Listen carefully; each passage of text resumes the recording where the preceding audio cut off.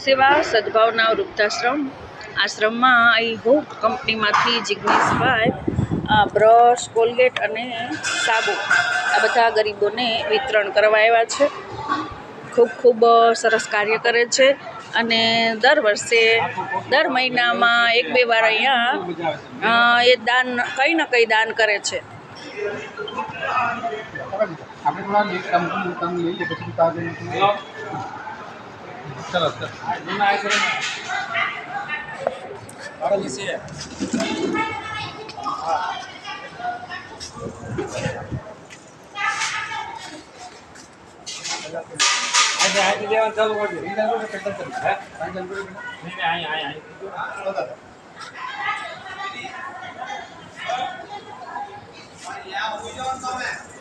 ખૂબ સરસ કાર્ય કરે છે જિગ્નેશભાઈ. કોલગેટ, બ્રશ અને સાબુનું પેકિંગ લઈને આવ્યા છે શ્રી લોક સેવા સદભાવના વૃદ્ધાશ્રમમાં. લગભગ દર 15 દિવસે આવીને નાની મોટી સેવાઓ કરે છે અને એક રોટલીનું સરસ મજાનું મશીન એણે શ્રી લોક સેવા સદભાવના વૃદ્ધાશ્રમમાં આપેલું છે.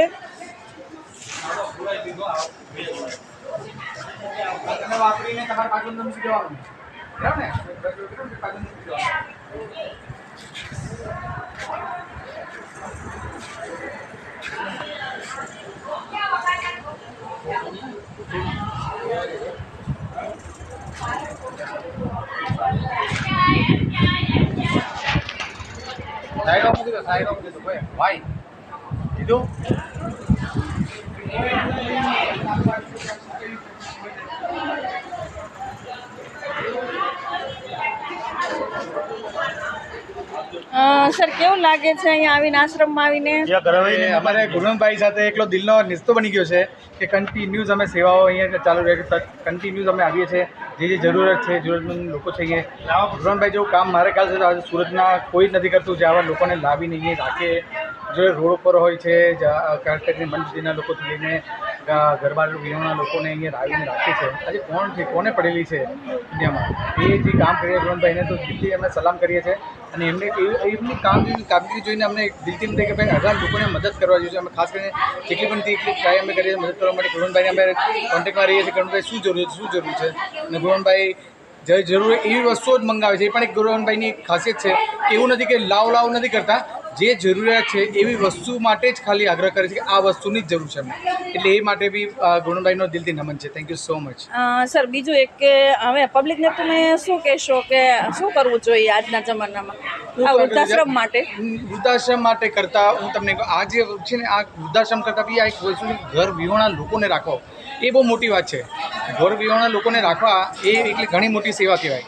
આમાં તમે જો 90% લો તો ઘર વિહોણા છે, બરાબર ને. ઘણા કોઈ છે એવું છે જેને ઘરમાં તકલીફ છે ને એ લોકો અહીંયા રહે છે. પણ આજે એવા લોકોને કોણ રાખી રહ્યું છે મને કહો? એ લોકો રોડ પર પડીને સડી રહ્યા છે.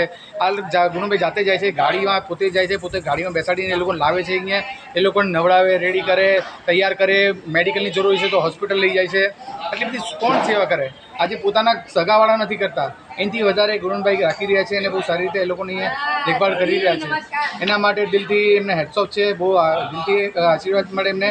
અમે બી દિલથી એવી ઈચ્છા છે કે એમને એટલા માટે અમે તત્પર છે. એમને કોઈ બી સેવાની જરૂર છે. એમને ખાલી તે દિવસે કીધું આટલા લોકો આવે છે તો એના માટે આપણે કંઈક વ્યવસ્થા કરી ખાવાના બનાવવા માટે.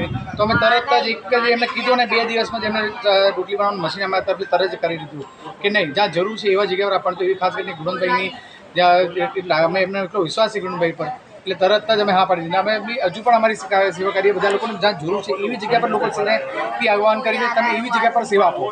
આ લોકોને અહીંયા સાચી જરૂર છે. આ લોકોની પરિસ્થિતિ જેવી લોકો તમે પોતે અહીંયા આવીને જોશો. અમે તો પોતે અહીંયા આવીએ છીએ અને જોઈએ છીએ. તમે પોતે આવીને જો અહીંયા લોકોની પરિસ્થિતિ જો કે કેવી રીતે લોકો રહી રહ્યા છે અને કેવી રીતે લોકો એને સંભાળી રહ્યા છે. આજે એક માણસને તમે કોવિડના રાખો એ તો સમજવું છે. આ લોકોને કોઈને તો પોતાના ઘરવાળાને અહીં તો એને કપડાની ઉઠાવવા કે નથી એને કંઈ ખવડાવવાનું કરતા. તો એ તો ગુરુભાઈ પોતે આટલા લોકોને જમાડી રહ્યા છે. એ લોકોને સારી સંભાળ લઈ રહ્યા છે. બહુ મોટી વાત છે. Thank you so much sir. આપનો ખૂબ ખૂબ આભાર. આ સંસ્થામાં આવી અમારા વૃદ્ધાશ્રમમાં આપ દાતા બન્યા એ બદલ ખૂબ ખૂબ આભાર.